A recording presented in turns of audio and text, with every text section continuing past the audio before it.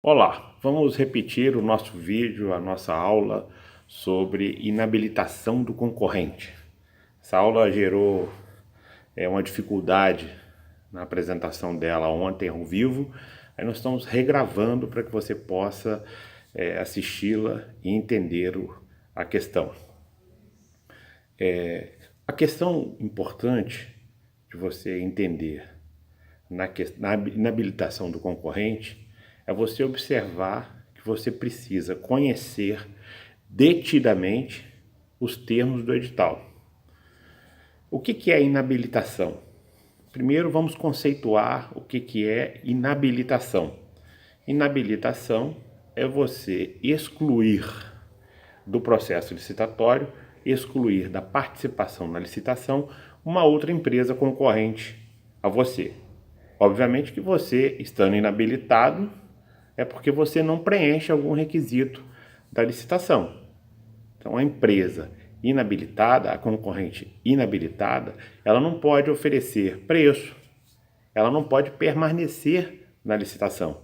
Ela fica excluída, ela pode assistir, pode até estar na sessão, mas ela não vai estar mais participando, não vai poder ganhar essa licitação, por exemplo, a não ser que ela consiga, através de um recurso, reverter aquela situação que a tornou inabilitada. Então, a habilitação, o conceito de habilitação é você preencher todos os requisitos que constam do edital. Se uma empresa preenche todos os requisitos do edital, ela está habilitada a participar da licitação, habilitada a oferecer proposta e a vencer e a contratar se a proposta dela for a melhor. Então esse é o conceito de habilitação. E inabilitação é quando a empresa não preenche esses requisitos. Então a primeira dica, conhecer o edital. No vídeo anterior, na aula anterior, nós explicamos como você deve agir para você conhecer o edital, para você analisar o edital, para você preparar o checklist daquele edital. Fique atento ao vídeo anterior. Ele é importantíssimo para você compreender a questão da inabilitação.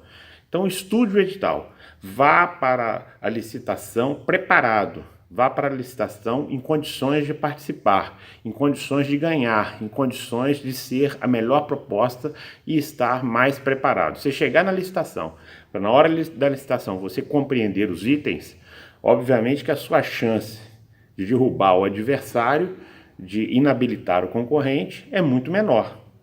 Então você, na véspera, 2, 3 dias antes, você tem que preparar um checklist, como nós ensinamos na aula anterior, e ir para a licitação com esse checklist em mãos, com essa relação de documentos em mãos, para você derrubar o seu adversário. Então estudou os itens, conheceu o edital, aí você vai para lá. Primeiro os itens que você vai analisar é o credenciamento. Porque no processo de licitação, na sessão de licitação, vai ser dada a palavra a você. Começa com a abertura dos envelopes e você vai analisar os envelopes do seu concorrente. Você vai analisar o que contém no envelope do seu concorrente, o que ele trouxe de documentos da habilitação e da proposta e também do credenciamento. Então, o primeiro item é analisar o credenciamento. O credenciamento do seu concorrente está de acordo com o que consta do edital? Ele trouxe todos os documentos exigidos no edital? Aí você vai olhar lá, ele trouxe a procuração, trouxe a carta de credenciamento, trouxe os documentos do sócio, trouxe a contrato social da empresa. Se faltou algum documento do credenciamento, ele não está inabilitado. Ele só não vai poder ter voz na licitação. Ele não vai poder se manifestar em nenhum sentido.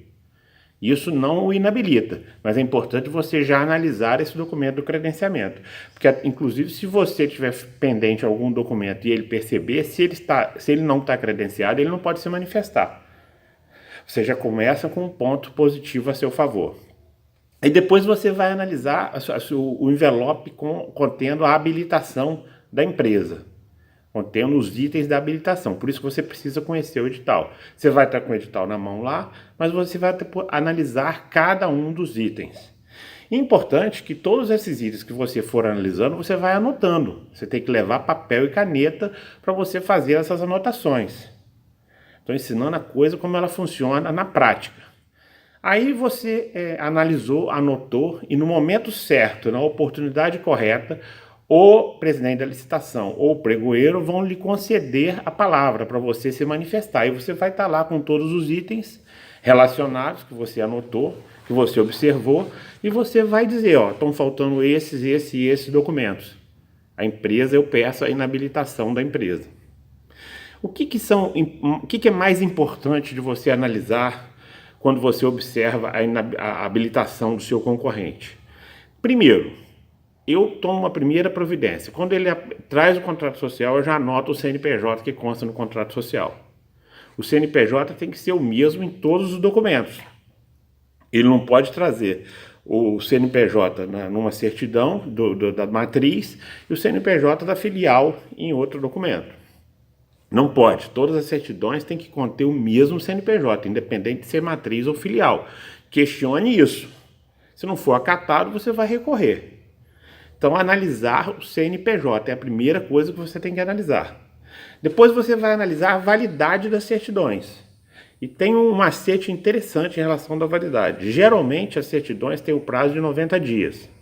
O macete é o seguinte, você observar a data de emissão e comparar aquela data de emissão com a validade.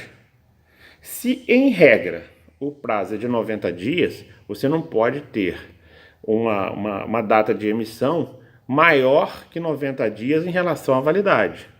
Aí você precisa questionar isso se tiver alguma maior. Tem cheiro de coisa errada aí. Geralmente elas duram 90 dias. Aí você vai checar em relação à data se ela está batendo, se estão todas válidas e as que estão válidas se existe uma regularidade entre esse prazo de 90 dias. Então essas são dicas importantíssimas para você trabalhar na habilitação do seu concorrente. E a inabilitação é um primeiro passo para a sua vitória na licitação. Aí você vai pedir no momento certo, você vai se manifestar e vai dizer que você pede a inabilitação daquele concorrente. Você vai ter que dizer isso no momento certo. Geralmente eu peço a palavra no meio da licitação, quando eu observo, quando eu acabei de analisar os documentos, e você, além de analisar, você vai ter que assinar.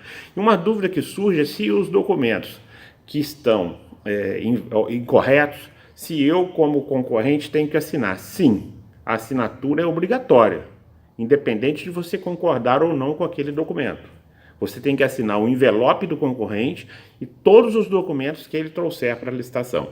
Se tiver alguma dúvida, faça aqui embaixo como pergunta, que nós vamos ter o prazer enorme de te responder. Pedimos desculpas pela transmissão de ontem, que ocorreu de forma ruim. O vídeo não está bom para ser observado por ninguém.